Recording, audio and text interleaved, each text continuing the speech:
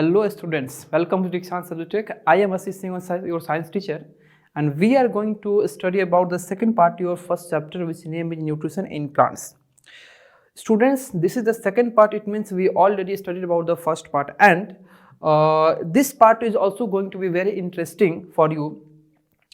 प्यारे बच्चों, जैसा कि आपको हम बताएं कि ये जो हमारा चैप्टर का नाम है न्यूट्रिशन इन प्लांट्स, इस न्यूट्रिशन इन प्लांट्स चैप्टर का ये हमारा सेकंड पार्ट होने जा रहा है। और चूंकि जो हमारा ये सेकंड पार्ट है, इसका मतलब कि हम लोग ऑलरेडी अपने पार्ट वन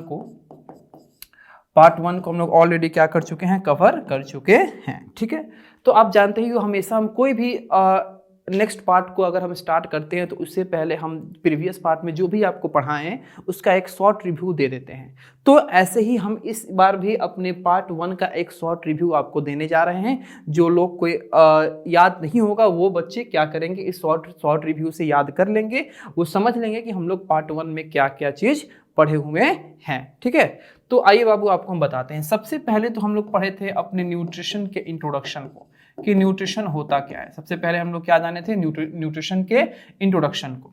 सेकेंड में हम लोग जाने थे इस न्यूट्रिशन के मोड्स को कि मोड्स ऑफ न्यूट्रिशन क्या होता है, मोड्स ऑफ न्यूट्रिशन क्या होता है। अब मोड्स ऑफ न्यूट्रिशन में हम लोग दो तरह के न्यूट्रिशन को देखे थे। एक था ऑटोट्रॉफिक मोड और दूसरा है हेटेरोट्रॉफिक मोड। हेटेरोट्रॉफिक मोड, ठीक है। अब इसमें जो हमारा फर्स्ट है यानी कि ऑटोट्रॉफिक मोड, इस ऑटोट्रॉफिक मोड ऑफ न्यूट्रिशन के कंप्लीट स्टडी को जितना आपको जानना है उतना आपको हम पार्ट वन में क्या किए थे, पढ़ा दिए थे। तो इसमें आपको हम ये बताए थे कि जो हमारा ऑटोट्रॉफिक मोड था, ऑटोट्रॉफिक मोड ऑफ न्यूट्रिशन है, इसमें ऑटोट्रॉफिक मोड ऑफ न्यूट्रिशन में सबसे इंपॉर्टेंट एक प्रोसेस बाहर निकल के सामने आता है जिसका नाम है फोटोसिंथेसिस। क्या नाम है? फोटोसिंथेसिस। अब इस फोटोसिंथेसिस में आपको हम बताए थे इसका इंपॉर्टेंस, जो कि बहुत ही इंपॉर्टेंट टॉपिक भी था कि फोटोसिंथेसिस का इंपॉर्टेंस क्या होता है।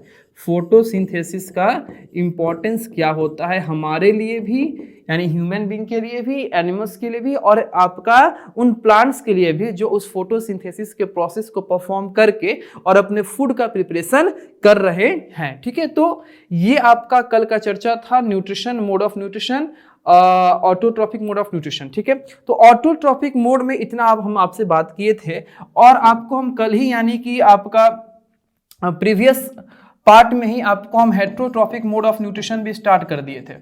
हेटेरोट्रॉफिक मोड ऑफ न्यूट्रिशन भी स्टार्ट कर दिए थे, लेकिन चूंकि हेटेरोट्रॉफिक मोड ऑफ न्यूट्रिशन में हम लोग प्लांट्स को चार कैटेगरी में बांटते हैं। पहला जो कैटेगरी है वो कैसा है? पैरासाइटिक। पहला कैटेगरी क्या था? Parasitic plant.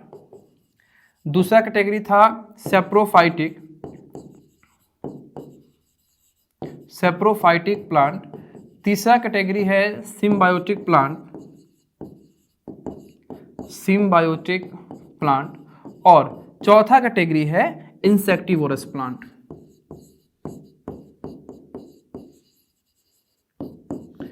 चौथा कैटेगरी है इंसेक्टिवोरस प्लांट। अब पार्ट वन में आपको हम इस चार में से एक जो फर्स्ट पार्ट है हमारा, फर्स्ट कैटेगरी जो है पैरासाइटिक प्लांट, इसको हम लोग क्या कर चुके हैं, स्टडी कर चुके हैं। कहाँ पे? In part one. ठीक है, तो पार्ट वन का हमारा लास्ट टॉपिक भी यही हुआ था। कौन सा? Parasitic plant. इट मीन्स कि हम लोग इस सेकेंड पार्ट में सेप्रोफाइटिक प्लांट, सिम्बायोटिक प्लांट और इंसेक्टिवोरस प्लांट्स के बारे में स्टडी करने जा रहे हैं। तो आइए बाबू एक फ्रेश एनर्जी के साथ हम लोग स्टार्ट करते हैं अपने नेक्स्ट टॉपिक पे, नेक्स्ट सेशन पे, जिसका नाम है सेप्रोफाइटिक प्लांट्स। यानी कि पैरासाइटिक प्लांट्स को पढ़ने के बाद हम लोग कहाँ आ गए? हम लोग आ गए अपने सेप्रोफाइटिक प्लांट्स के ऊपर। ठीक है, तो समझिए कि सेप्रोफाइटिक प्लांट्स पहले है क्या। ठीक है, तो इसका इंट्रो आप कैसे करोगे? तो सेप्रोफाइटिक प्लांट्स आपका एक ऐसे प्लांट्स का कलेक्शन होता है, एक ऐसे प्लांट्स का ग्रुप होता है जो अपने न्यूट्रिशन को किस मोड से करते हैं? तो अपने न्यूट्रिशन को वो हेटेरोट्रॉफिक मोड ऑफ न्यूट्रिशन से करते हैं। तो अगर ये प्लांट्स यानी कि हमारे सेप्रोफाइटिक प्लांट्स जो हैं, जिसको हम लोग सेप्रोफाइट्स के नाम से भी जानते हैं, ठीक है, तो जो सेप्रोफाइटिक प्लांट्स हैं या जो सेप्रोफाइट्स हैं, अगर वो हेटेरोट्रॉफिक मोड ऑफ न्यूट्रिशन से अपने न्यूट्रिशन को क्या करते हो, कंप्लीट करते हैं, इसका मतलब कि एक बात तो आपका तय हो गया यहाँ पे कि वो अपना फूड जो है खुद नहीं बनाते हैं, वो किसी और पे डिपेंड करते हैं। तो किसी और पे डिपेंड करते हैं, तो बाकी प्लांट्स में और इसमें क्या अंतर है? तो देखिए, सेप्रोफाइटिक प्लांट्स आपके ऐसे प्लांट्स होते हैं जो dead and decaying organic matter, यानी कि आपके मर गए सड़े गले ऑर्गेनिक मैटर, यानी कि प्लांट्स का सड़ा गला पदार्थ, एनिमल्स का सड़ा गला पदार्थ है ना, एक्वेटिक एनिमल्स का सड़ा गला पदार्थ या उनके प्लांट्स का सड़ा गला पदार्थ, तो आपके लिविंग ऑर्गेनिजम्स के डेड एंड डिकेइंग मैटर के ऊपर, सड़े गले पदार्थ के ऊपर ये लोग क्या करते हैं, अपना बसेरा जमाते हैं और वहां से फूड को क्या करते हैं, कंज्यूम करते हैं। उस सड़े गले पदार्थ से, उस डेड एंड डिकेइंग मैटर के ऊपर से अपने फूड को क्या करते हैं, इनटेक करते हैं, और इनटेक करने के बाद अपने अंदर एनर्जी का क्या करते हैं, प्रोडक्शन करते हैं। उस एनर्जी का वो लोग अपने एक्टिविटी में क्या करते हैं, कंज्यूम करते हैं। तो ऐसे प्लांट्स या ऐसे प्लांट्स का कलेक्शन जो अपने न्यूट्रिशन को कहां से कंप्लीट करते हो, तो dead and decaying organic matter के ऊपर से क्या करते हो, कंप्लीट करते हो। तो इस तरह के ग्रुप को, इस तरह के प्लांट को हम लोग क्या बोलते हैं, हम लोग बात करते हैं, इनका नाम देते हैं सेप्रोफाइटिक प्लांट। और सेप्रोफाइटिक प्लांट्स में जो भी प्लांट्स आएंगे उनका एक छोटा भी नाम है जिसको हम लोग बोलते हैं सेप्रोफाइट्स। अब वो बारी आ गई कि हमको ये जानना है कि आखिर में सेप्रोफाइटिक प्लांट्स की कैटेगरी में कौन कौन से कॉमन एग्जांपल्स आपको देखने को मिल सकते हैं। तो सेप्रोफाइटिक प्लांट्स में सबसे फेमस आपका है मशरूम। मशरूम जो है ये सेप्रोफाइटिक प्लांट ही है, यानी कि सेप्रोफाइटिक प्लांट कहने का मतलब है कि मशरूम जो है dead and decaying organic matter के ऊपर से ही अपने न्यूट्रिशन को क्या करता है, कंप्लीट करता है, वहां से ये फूड को क्या करता है, कंज्यूम करता है। अब मशरूम के जैसे मॉल्स और ईस्ट, ये सब अब dead and decaying organic matter के ऊपर से ही अपने एनर्जी को या अपने न्यूट्रिएंट को क्या करते हैं, पाते हैं। ठीक है, अब देखिए सेप्रोफाइटिक प्लांट ये काम क्यों करते हैं। तो सेप्रोफाइटिक प्लांट या सेप्रोफाइट्स ये काम इसलिए करते हैं क्योंकि इनके पास क्लोरोफिल नहीं होता है, और इनके पास क्लोरोफिल नहीं है, इसका मतलब कि ये सनलाइट को ट्रैप नहीं कर सकते हैं, और सनलाइट को ट्रैप नहीं कर सकते हैं तो ये फोटोसिंथेसिस के प्रोसेस को परफॉर्म नहीं कर सकते हैं। स्टेप बाय स्टेप समझिए। बहुत बच्चे ये बोल देते हैं कि क्लोरोफिल नहीं तो फोटोसिंथेसिस नहीं। अरे कैसे क्लोरोफिल के ना होने से फोटोसिंथेसिस नहीं हो सकता है। तो क्लोरोफिल अगर नहीं होगा इसका मतलब कि सनलाइट का ट्रैपिंग नहीं होगा, और सनलाइट का ट्रैपिंग नहीं होगा तो फोटोसिंथेसिस का प्रोसेस नहीं होगा, जो कि हमारा फोटोसिंथेसिस के प्रोसेस का एक बहुत ही इंपॉर्टेंट रॉ मटेरियल है। कौन? आपका सनलाइट। तो सनलाइट का होना फोटोसिंथेसिस के प्रोसेस को परफॉर्म करने के लिए बहुत ही ज्यादा आवश्यक है। तो चूंकि सेप्रोफाइट्स या सेप्रोफाइटिक प्लांट्स के पास ये क्लोरोफिल नहीं होते हैं, जिसके कारण इनके अंदर फोटोसिंथेसिस का प्रोसेस नहीं होता है और ये अपना फूड जो है खुद प्रिपेयर नहीं कर पाते हैं, और इसलिए इनको dead and decaying organic matter के ऊपर से अपने फूड को कंज्यूम करना पड़ता है। ठीक है, चलिए अब अगर हम बात करें कि सर ऐसा कौन सा टाइम होता है जब इनका ग्रोथ सबसे ज्यादा होता है, तो hot and humid weather favours the growth of fungi. Fungi can be seen during rainy season. ठीक है, जो हमारा फंगस होता है, फंगस या जो फंगी होता है, ये भी आपके सड़े गले पदार्थ के ऊपर ही सबसे ज्यादा फैलता है। तो फंगी जो है सबसे ज्यादा कब फैलता है, तो हॉट एंड ह्यूमिड वेदर होगा, रेनी सीजन होगा, उस वक्त आपका फंगी जो है सबसे ज्यादा फैलेगा। आप देखते होंगे बरसात के समय में, आपको हम बताते हैं, बरसात के समय में आप देखिएगा जो हमारे ऑब्जेक्ट होते हैं उनके ऊपर व्हाइट कलर का क्या होता है, धब्बा आपका बन जाता है।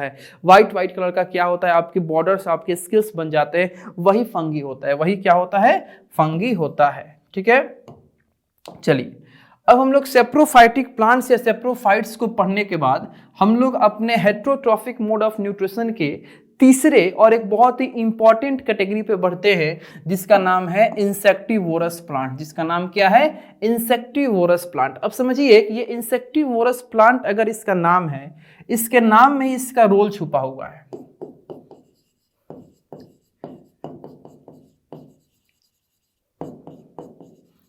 Insectivorous plants.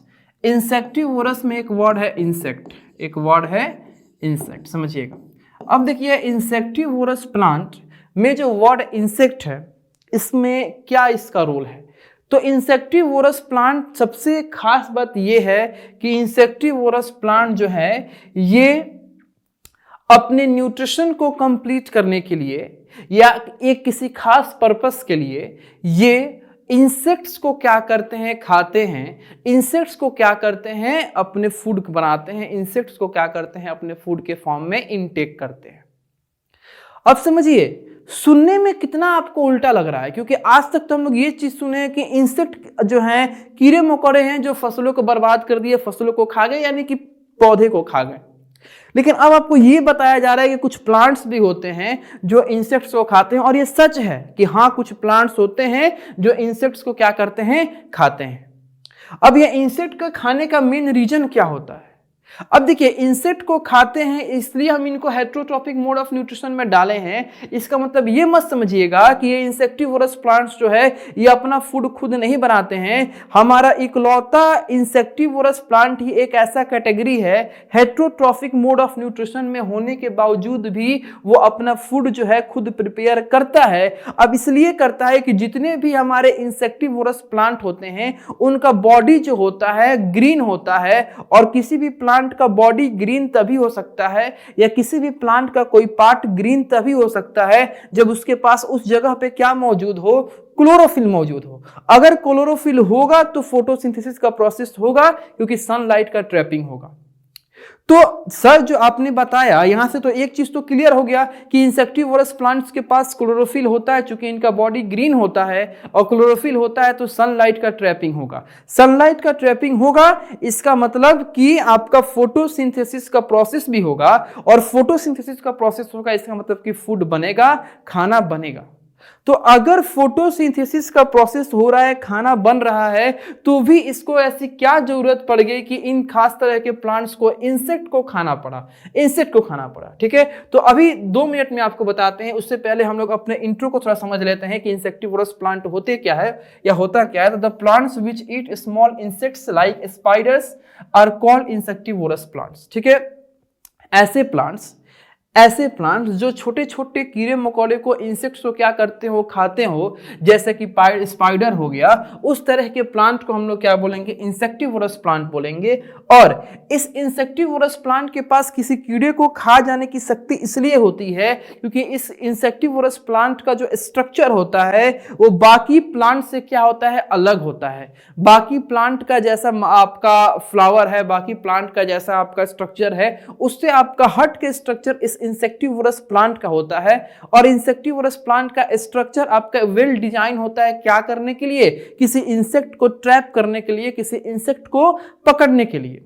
तो कहने का मतलब है कि ये जो इंसेक्टिवोरस प्लांट हैं, इन इंसेक्टिवोरस प्लांट का जो स्पेशल स्ट्रक्चर होता है, ये स्पेशल स्ट्रक्चर बहुत ही ज्यादा हेल्प करता है क्या करने के लिए, उनके प्रे को, उनको शिकार को क्या करने के लिए, कैच करने के लिए, पकड़ने के लिए। ठीक है, अब देखिए, अब इसी 9 के बारे में तो आपको हम बता रहे थे कि ये जो इंसेक्टिवोरस प्लांट होते हैं इनके पास आपका ग्रीन कलर होता है।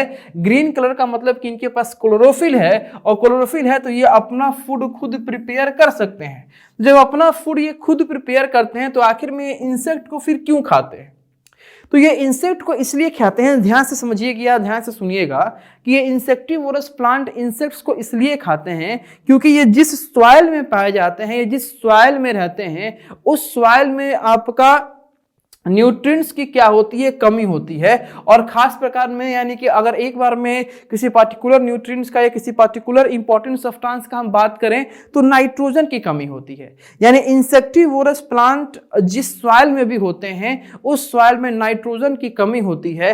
उसी नाइट्रोजन के कमी को पूर्ति करने के लिए या उसी नाइट्रोजन के कमी को पूरा करने के लिए ये इंसेक्टिवोरस प्लांट्स जो होते हैं ये इंसेक्ट्स को खाते हैं। ठीक है, एक बात समझिएगा कि इनके पास ग्रीन कलर है, क्लोरोफिल है, फोटोसिंथेसिस का प्रोसेस है, फूड का प्रिपरेशन करने की एबिलिटी है, लेकिन फिर भी ये इंसेक्ट को खा रहे हैं। इसका एक रीजन है और एकमात्र वही रीजन है, ये जिस ये जिस सॉइल में पाए जाते हैं उस सॉइल में न्यूट्रिएंट की कमी होती है, नाइट्रोजन की कमी होती है, और उस नाइट्रोजन की कमी को पूर्ति करने के लिए, पूरा करने के लिए इनको इंसेक्ट्स को क्या करना पड़ता है, खाना पड़ता है। ठीक है,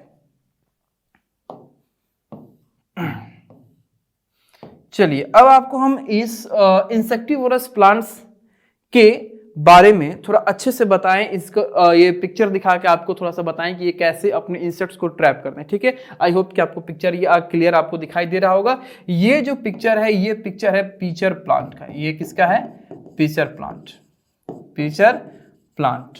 और ये जो पिक्चर है ये है Venus fly trap, Venus fly trap. देखो नाम में ही क्या है, फ्लाई ट्रैप, यानी फ्लाइज को ट्रैप करने वाला प्लांट, फ्लाई को ट्रैप करने वाला, फ्लाई जो कि हमारी एक इंसेक्ट है उसको ट्रैप करने वाला प्लांट, उसको हम क्या नाम देंगे, वेनस फ्लाई ट्रैप। देखो अगर आप स्ट्रक्चर का बात करो तो आप ध्यान से देखिए यहाँ पे कि ये जो हमारे पीचर प्लांट का स्ट्रक्चर है ये हमारे नॉर्मल प्लांट के स्ट्रक्चर से क्या है, बहुत अलग है।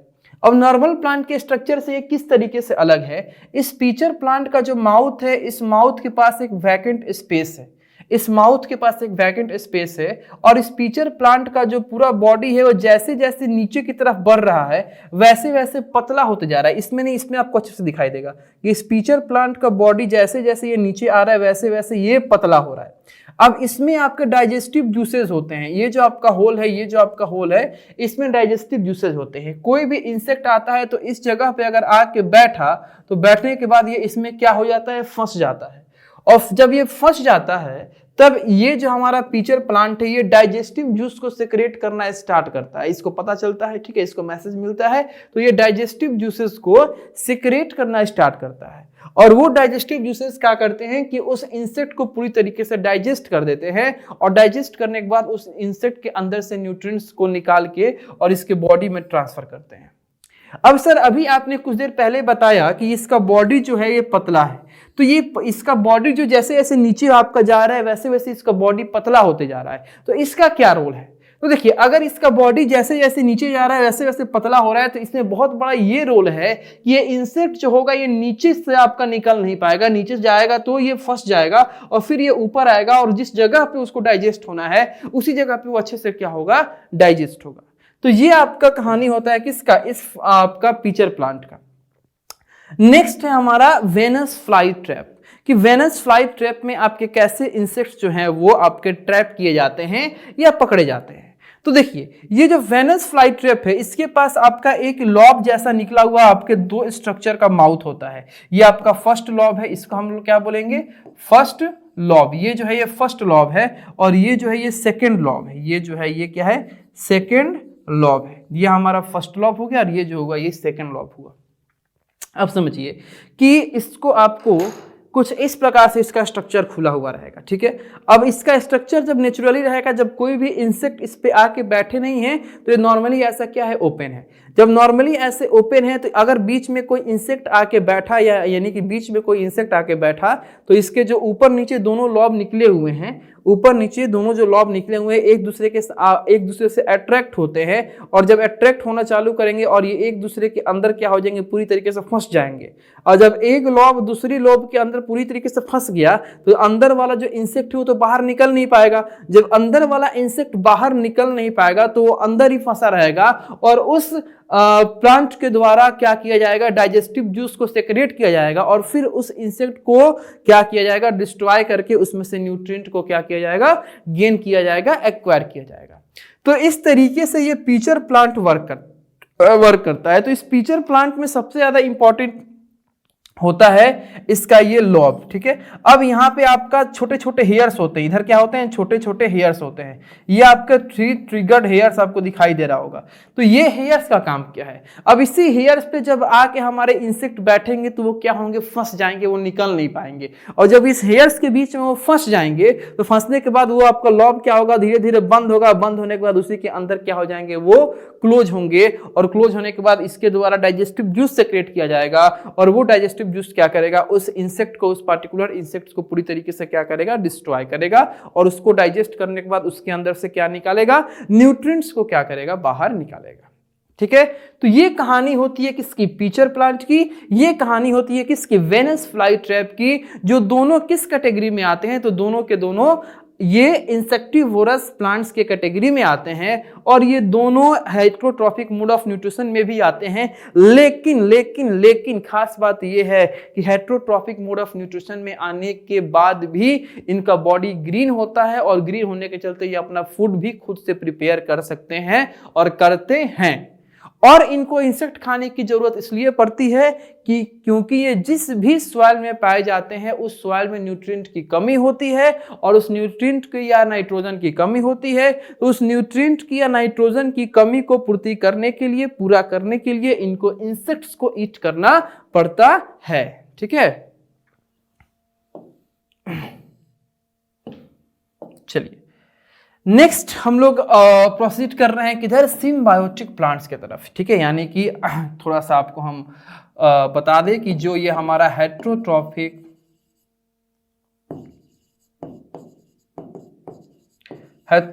मोड ऑफ न्यूट्रिशन चल रहा है, जो ये हेटेरोट्रॉफिक मोड ऑफ न्यूट्रिशन चल रहा है, इस हेटेरोट्रॉफिक मोड ऑफ न्यूट्रिशन में जो ये 4 कैटेगरी हम लोग पढ़ने वाले हैं या पढ़ रहे हैं, इसमें से 3 कैटेगरी को हम लोग क्या किए हैं, पढ़ चुके हैं। कौन कौन सा, सबसे पहला जो कि हम पार्ट 1 में आपको पढ़ाए थे, कौन सा, पैरासाइटिक प्लांट। उसके बाद जब हम लोग पार्ट 2 स्टार्ट किए हैं तो इसमें हम लोग पढ़े हैं कौन सा, सेप्रोफाइटिक प्लांट। जो उसके बाद हम लोग पढ़े इंसेक्टिवोरस प्लांट,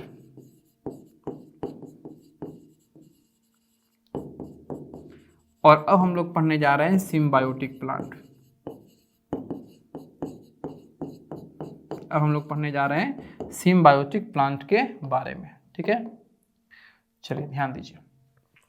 तो सिम्बायोटिक प्लांट क्या होता है, तो सिम्बायोटिक प्लांट बेसिकली आपका 2 या 2 से ज़्यादा प्लांट्स का एक एसोसिएशन होता है, एक रिलेशन होता है, जिसमें वो सारे प्लांट्स या वो दोनों प्लांट्स एक दूसरे के साथ रहते हैं और एक दूसरे के साथ रहने के चलते अपनी अपनी कमियों को एक दूसरे से पूरा करते हैं। यानी कि मान लीजिए कि एक एग्जाम्पल के तौर पे आपको बताएं कि आपके पास 2 गो प्लांट है, एक आपके पास प्लांट ए है, ठीक है, एक आपके पास प्लांट बी है, ये प्लांट ए है और ये प्लांट बी है। ठीक है, ध्यान समझिएगा। प्लांट ए के पास फूड है, प्लांट ए के पास क्या है, फूड है, यानी कि फूड है या न्यूट्रिएंट है। प्लांट बी के पास फूड नहीं है, शेल्टर है, शेल्टर जगह है रहने का। प्लांट बी के पास वाटर है, प्लांट बी के पास मिनरल है। ठीक है, अब समझिए, ध्यान समझिएगा। लेकिन ये 1 2 3 4 5 ये पांचों इंपॉर्टेंट रिक्वायरमेंट जो है ये प्लांट ए को भी चाहिए और प्लांट बी को भी चाहिए। अब क्या करेंगे, ये दोनों प्लांट एक दूसरे के साथ रहना चालू करेंगे। ये दोनों प्लांट एक दूसरे के साथ रहना चालू करेंगे और चालू करने के बाद ये प्लांट ए जो होगा ये अपने फूड में से किसको देगा, प्लांट बी को भी देगा, यानी कि न्यूट्रिएंट में से किसको देगा, प्लांट बी को भी देगा। प्लांट बी जो होगा वो शेल्टर ए को भी देगा, वाटर ए को देगा और मिनरल ए को देगा। तो ये इन दोनों की कमी को इन दोनों ने ही म्यूचुअल शेयरिंग से क्या कर ली, पूरा कर ली या कंप्लीट कर ली। तो इस तरह के रिलेशन को हम लोग क्या बोलेंगे, सिम्बायोसिस बोलेंगे, और इन प्लांट्स को क्या बोलेंगे, तो सिम्बायोटिक प्लांट बोलेंगे। समझे, ये आपका होता है सिम्बायोटिक प्लांट। तो सिम्बायोटिक प्लांट या सिम्बायोटिक रिलेशन आपका एक ऐसा रिलेशन है, एक ऐसा एसोसिएशन है जिसमें 2 या 2 से ज्यादा प्लांट एक साथ क्या करते हैं, रहते हैं, और रहने के बाद एक दूसरे की कमी को, डिफिशियंसी को वो एक क्या करते हैं, म्यूचुअल शेयरिंग से पूरा करते हैं। अब आपको एग्जांपल के तौर पे आपको बताएं, सबसे पहला यहां पे लिखा है एक एग्जांपल लिकेंस का। तो लिकेंस जो होते हैं, समझिए, ये जो हमारा लिकेंस होता है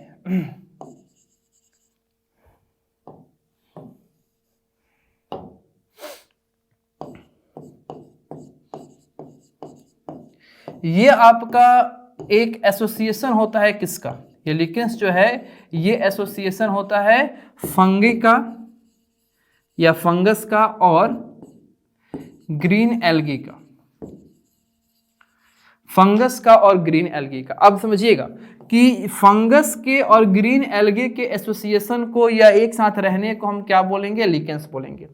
अब आप समझ ही गए होंगे कि इसमें से किसके पास फूड नहीं होता है और किसके पास फूड होता है, कौन किसको फूड देगा। यहां पे लिखा है एज ए ट्रिक, आपको बताते हैं एज ए ट्रिक, इसको समझिएगा।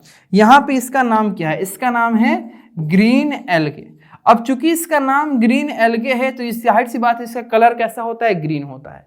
और कलर ग्रीन होता है तो ये क्या कर सकते हैं, फोटोसिंथेसिस कर सकते हैं। ये क्या कर सकते हैं, फोटोसिंथेसिस कर सकते हैं।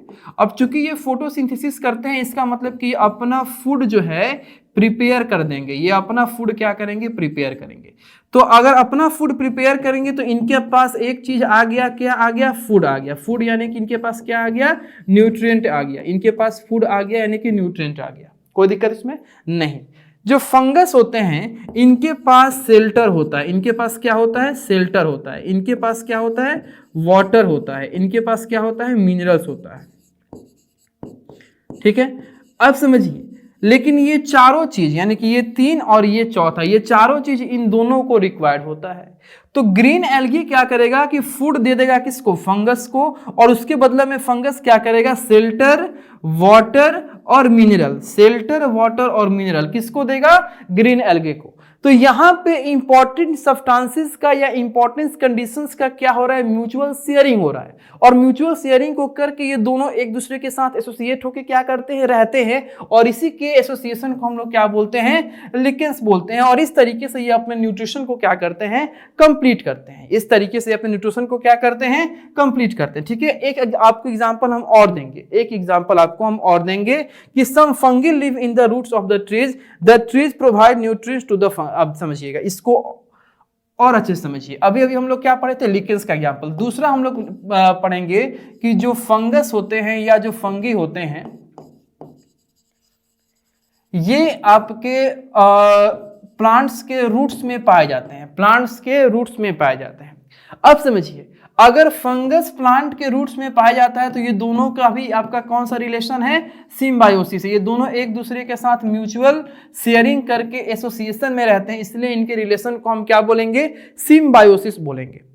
अब बात यह है कि अगर फंगस और रूट एक दूसरे के साथ अगर एक रिलेशन में रहते हैं तो अब पता यह करना है कि कौन किसको क्या देता है। एक चीज तो फिक्स है कि ये दोनों म्यूचुअल शेयरिंग करके क्या करते हैं, अपने न्यूट्रिशन को कंप्लीट करते हैं। तो कौन किसको क्या देता है, तो अगर हम बात करें फंगस का, अगर हम बात करें फंगस का और रूट का, तो चूंकि रूट आपका प्लांट का पार्ट है, प्लांट का पार्ट है तो रूट के पास तो फूड आ ही जाएगा।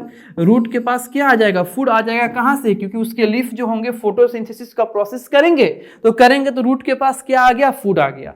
अब रूट के पास फूड आ गया और इस फंगस, ये फंगस किससे आपका जुड़ा होता है, रूट से जुड़ा होता है। यानी कि ये क्या होता है, हमारे निचले स्तर पे सॉइल से भी जुड़ा है। तो सॉइल से जुड़ा है तो इस फंगस के पास क्या है, वाटर को एब्जॉर्ब करने की एबिलिटी है। इस फंगस के पास क्या है, मिनरल्स को एब्जॉर्ब करने की एबिलिटी है। ठीक है, अब आपका फंगस क्या करेगा, रूट से फूड को लेगा, बोलेगा तू हमको फूड दो। ये रूट क्या करेगा, फंगस को फूड देगा। फूड यानी कि न्यूट्रिएंट देगा, फूड यानी कि न्यूट्रिएंट देगा। और ये रूट क्या करेगा, फंगस से वाटर लेगा जो कि ये सॉइल से एब्जॉर्ब करके देगा, और आपका वाटर के बाद क्या लेगा, मिनरल देगा। तो ये जो आपके इंपॉर्टेंट कंडीशंस का, इंपॉर्टेंट क्राइटेरिया का, इंपॉर्टेंट सब्सटेंस का ये जो म्यूचुअल शेयरिंग हो रहा है हमारे रूट और फंगस के बीच में, तो इनके रिलेशन को हम लोग क्या बोलेंगे, इनके रिलेशन को हम लोग बोलेंगे सिम्बायोसिस। और ये आपका हेटेरोट्रॉफिक मोड ऑफ न्यूट्रिशन का लास्ट कैटेगरी था, सिम्बायोटिक प्लांट। ठीक है, चलिए अब हम लोग बात करेंगे अपने लास्ट टॉपिक के बारे में, जो कि है replenishing nutrients to the soil. ठीक है, अब देखिए, अगर आप किसी पार्टिकुलर जगह पे, किसी खेत में या किसी पार्टिकुलर फील्ड में कंटिन्यू अगर आप खेती कर रहे हो, तो खेती करने के चलते आपका होता क्या है कि एक ऐसा समय आता है कि उस पार्टिकुलर सॉइल में, उस पार्टिकुलर लैंड में न्यूट्रिएंट की काफ़ी कमी हो जाती है। पोटेशियम की कमी हो जाती है, फास्फोरस की कमी हो जाती है, नाइट्रोजन की कमी हो जाती है। कमी इसलिए होती है क्योंकि इनका नेचुरली प्राकृतिक तरीके से इनका बनना एक बहुत ही स्लो प्रोसेस होता है। अगर प्राकृतिक तरीके से आप ये चाहते हो कि हमारे खेत में पोटेशियम का मात्रा आ जाए, फास्फोरस का मात्रा आ जाए, नाइट्रोजन का मात्रा आ जाए, तो ये बहुत ही स्लो प्रोसेस होता है। और हमारे क्रॉप को ग्रो कराने का प्रोसेस फास्ट होता है। हमारा जनसंख्या इतना ज्यादा है कि अगर हम क्रॉप को ग्रो ज्यादा तरीके से या फास्टली तरीके से नहीं कराएंगे तो हमारी बहुत सारी जनसंख्या जो है भूखी रह सकती है। तो हमारे देश में क्रॉप्स बहुत तेजी से ग्रो होते हैं और ये पोटेशियम या फास्फोरस या नाइट्रोजन का जो मात्रा हमारे सॉइल में है, तो प्राकृतिक तरीके से, नेचुरल तरीके से इनका होना बहुत स्लो प्रोसेस है। तो बहुत बार ऐसा होता है कि बहुत सारे ऐसे फील्ड होते हैं जहां से नाइट्रोजन आपका बिल्कुल खत्म हो जाता है, पोटेशियम का मात्रा खत्म हो जाता है, फास्फोरस का मात्रा खत्म हो जाता है। तो आखिर में हम दोबारा उस लैंड में इस पोटेशियम या नाइट्रोजन या फास्फोरस को दोबारा कैसे रिचार्ज कर सकते हैं, कैसे उसको रिप्लेनिश कर सकते हैं, कैसे उसको रिप्लेस कर सकते हैं, इसी चीज को हम लोग इस टॉपिक में पढ़ेंगे कि हमारे न्यूट्रिएंट्स को रिप्लेनिश करने का कहां पे सॉइल में कौन कौन सा तरीका हो सकता है। तो देखिए, तरीका का हम बात करें तो तरीका आपका दो तरीके का होगा। एक आपका होगा बायोलॉजिकल मेथड, एक होता है मैनुअल मेथड। ठीक है, तो सबसे पहले हम बात करेंगे natural way to replenish the soil with nitrogen is through symbiotic relations of rhizobium and leguminous plant. ठीक है, अब हम लोग सबसे पहले बात करेंगे अपने बायोलॉजिकल मेथड पे ही, यानी कि जो हमारा प्लांट का और एक बैक्टीरिया का सिम्बायोटिक रिलेशन है उस पर हम लोग चर्चा करेंगे। तो आपका एक खास प्रकार का बैक्टीरिया होता है जिसका नाम है राइजोबियम बैक्टीरिया या राइजोबियम बैक्टीरिया। राइजोबियम बैक्टीरिया जो होते हैं ये लिग्मिनस प्लांट का मतलब होता है छोटे साइज का प्लांट, जैसे कि हमारा मटर का पौधा हो गया, पीज यानी कि मटर का पौधा हो गया, इस तरह के प्लांट को हम लोग क्या बोलेंगे, लिग्मिनस प्लांट बोलेंगे। तो लिग्मिनस प्लांट के रूट में राइजोबियम बैक्टीरिया पाए जाते हैं और राइजोबियम बैक्टीरिया लिग्मिनस प्लांट के रूट में सिम्बायोटिक रिलेशन या सिम्बायोसिस के साथ रहते हैं। तो सिम्बायोटिक रिलेशन के साथ रहेंगे, इसका मतलब कि पक्का ये जो राइजोबियम होगा या जो लिग्मिनस प्लांट होगा ये क्या करेंगे, एक दूसरे के साथ म्यूचुअल शेयरिंग करेंगे। ठीक है, एक चीज तो आपका क्लियर है। लेकिन ये राइजोबियम बैक्टीरिया लिग्मिनस प्लांट के रूट में रह के कैसे उस सॉइल में न्यूट्रिएंट को रिप्लेनिश कर देते हैं, नाइट्रोजन को रिप्लेस कर देते हैं, खत्म हुए नाइट्रोजन को क्या करते हैं, भर देते हैं, इसके बारे में हमको समझना है। तो Rhizobium converts atmospheric nitrogen into usable form for the plant and the pea plant provide shelter and food to the Rhizobium for this growth. It is for this reason the farmer grow leguminous plant alternately with other crops. ठीक है, तो कहने का मतलब है कि ये जो हमारा राइजोबियम बैक्टीरिया है,